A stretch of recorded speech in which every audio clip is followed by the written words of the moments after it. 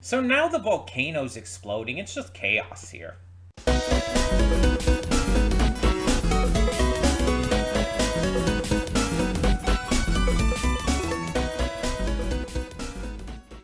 Hey everyone, welcome to Princess Gay. I'm your host Connie, and today we're here with my blind reaction to Dan to Dan, Season 2, Episode 4. I don't know why my mind was like going in slow motion there, but I apologize for that. Either way, so yeah. Dan to Dan so far this season has been pretty crazy. We've just continued off of where we've gotten. We're still going through probably the end of the Evil Eye arc at this point. Like, it's probably just this episode, maybe the next episode as well. But this is definitely the big final climax of it.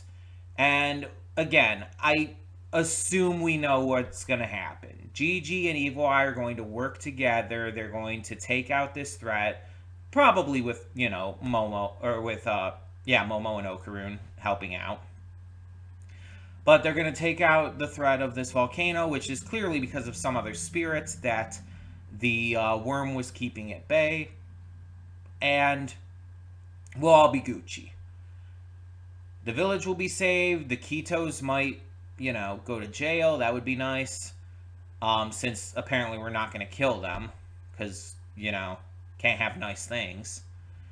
But hopefully at least they get arrested and imprisoned forever for all the child killing they were doing. But yeah, we're gonna see what happens, hope for the best, and just hope it continues to be as good as it has been. This season's been pretty great so far. Really got a strong start, but I am excited to see more. Like, I've been enjoying this arc, but I do want to see where it goes after this. I don't want to spend too long on just this arc, you know what I mean? So, let's get this closed out, hopefully. If not this episode, the next episode, and see what happens. Hold up just a sec. Before you click that link down in the description below to get to today's video, I want to remind you of all the awesome content we have both on this channel and the Princess of Gaming channel. Let's check it out.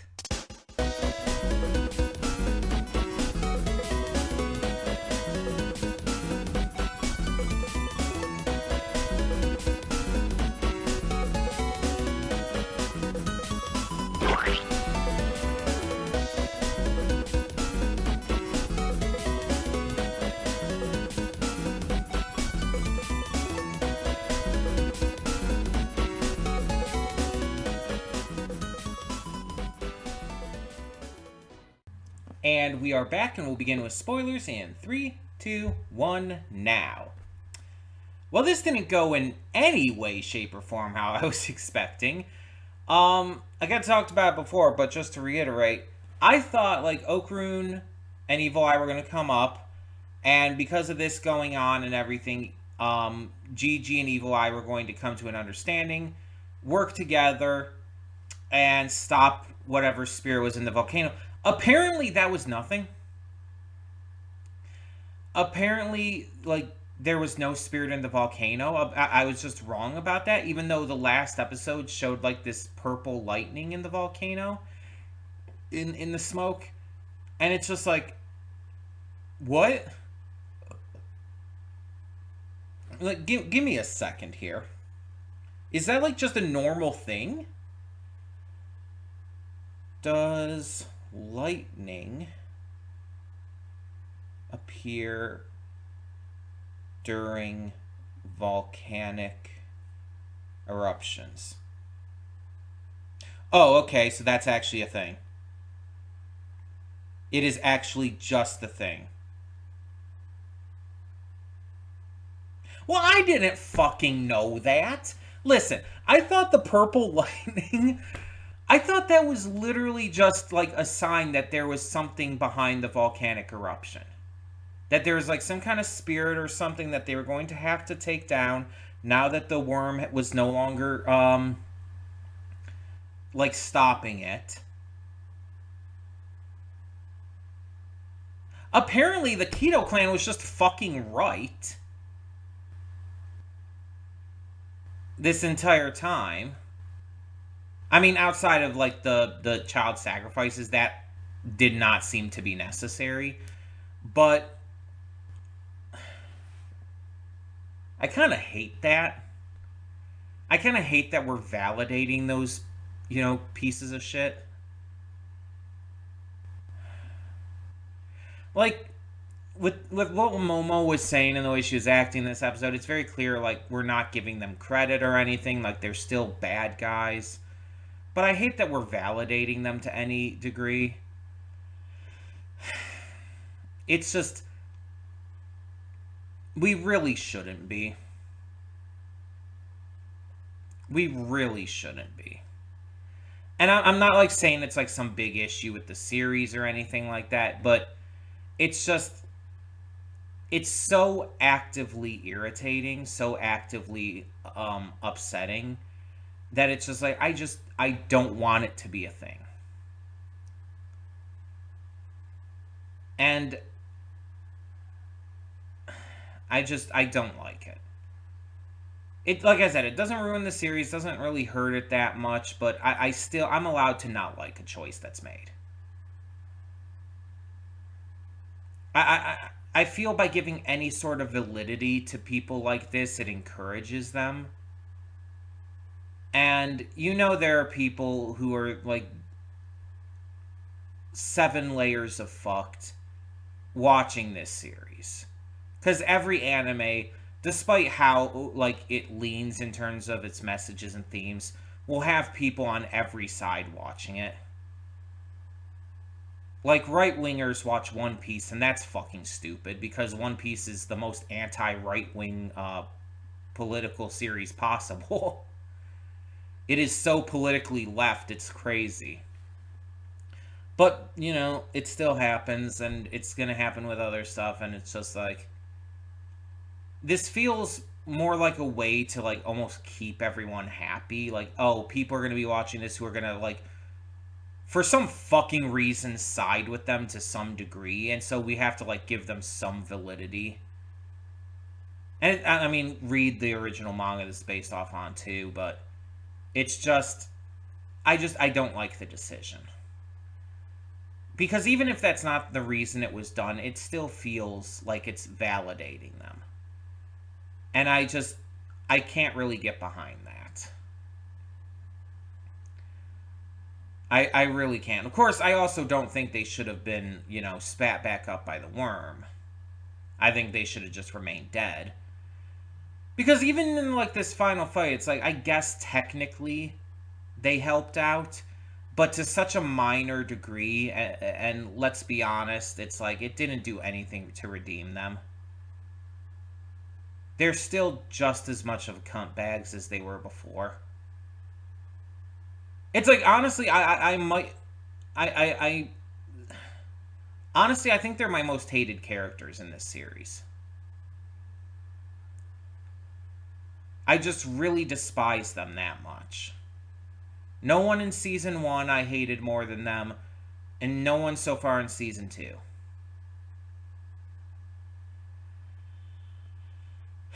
But anyway, moving on, we found out Manjiro's name. Manjiro apparently is Seiko's student. That's a thing, I guess. That's a surprise.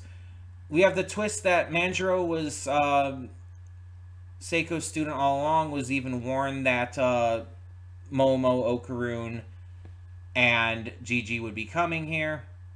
Was not given any other information, though, because Seiko, is bad at that. And instead, it's like he didn't even realize who Momo was originally, so... But he did come in clutch to help, and he actually, was actually useful, unlike the Ketos. Seiko was there as well, helping fight with her bat. She couldn't use her powers, but, at least helping combatively. Even Taro and Chiquitita lended a notable hand and were able to be useful in the long run. And it's a good thing they were there, because otherwise things would have probably been pretty fucked. But yeah, it's like we didn't stop Evil Eye. Like Gigi and Evil Eye didn't come to an understanding or anything. It wasn't anything like that.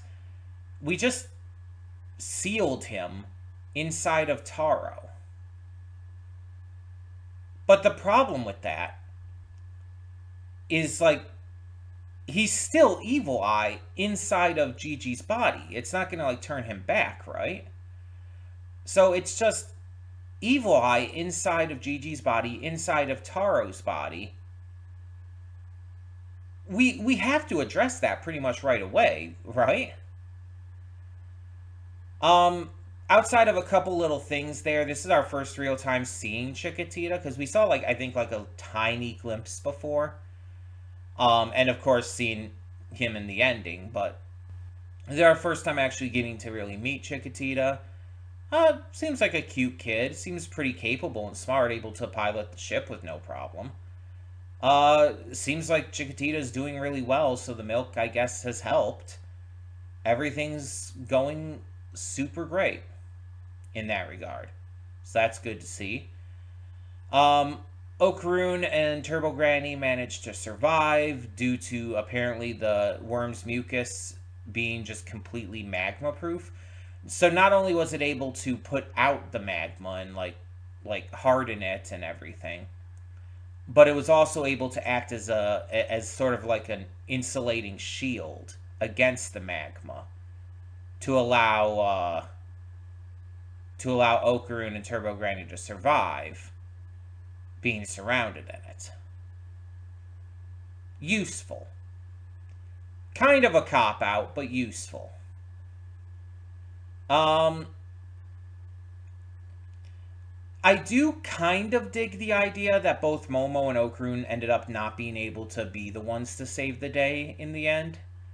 That they not only just needed help from their allies and even unwilling allies with the Ketos, but that they just aren't strong enough on their own to be able to handle bigger situations like this. The worm is one thing, but like we see that a volcano erupting.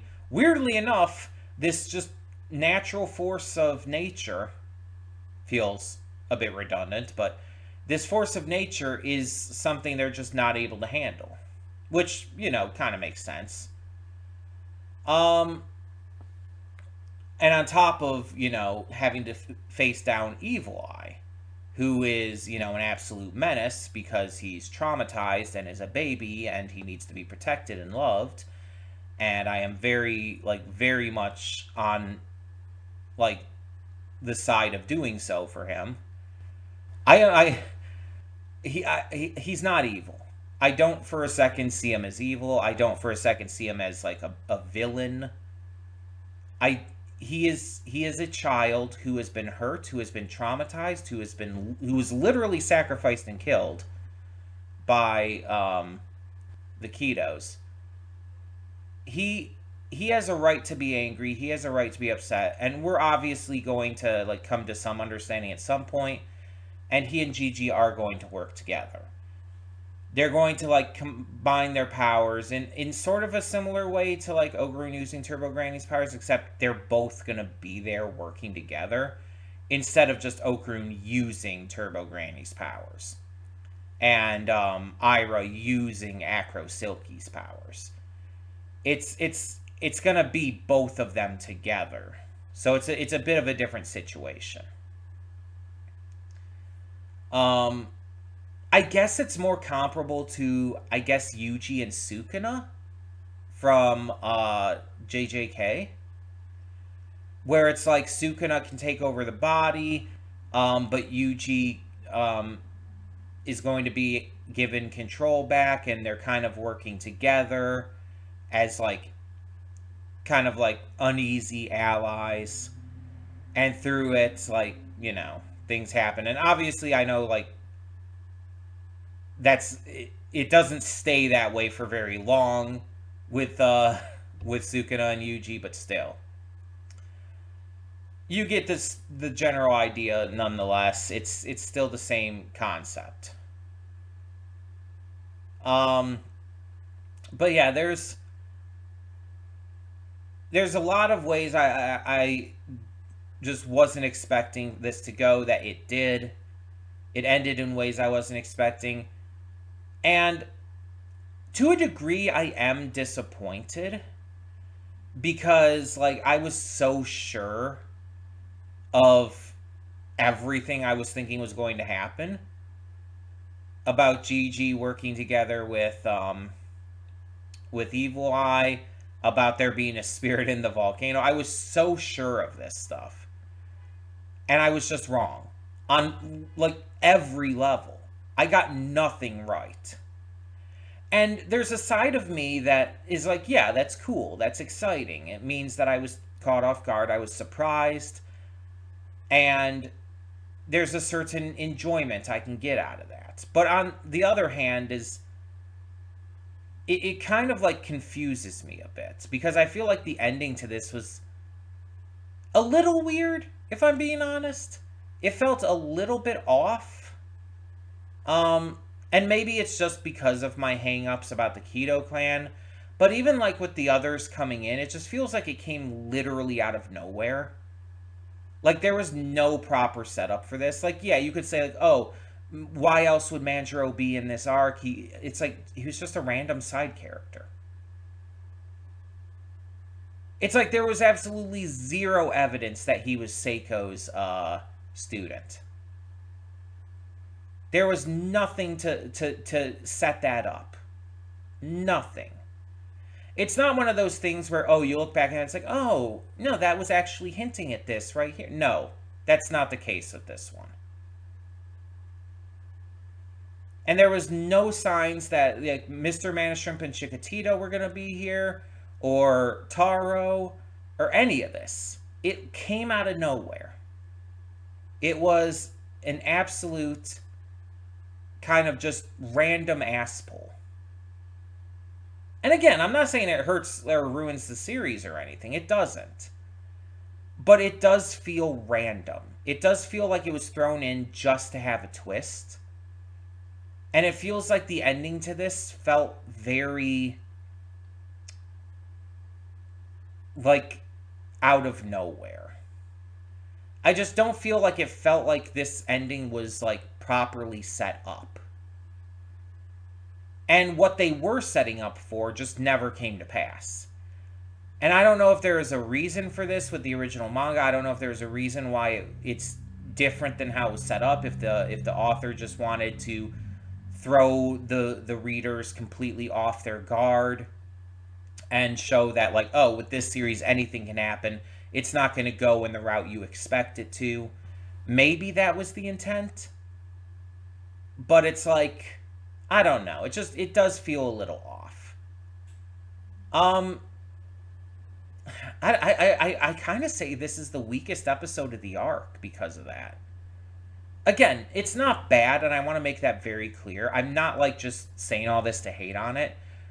But with the stuff with the ketos almost being validated, and with the way this ended being very random and out of nowhere, it does feel like it wasn't properly set up in a way that makes me a little iffy about it.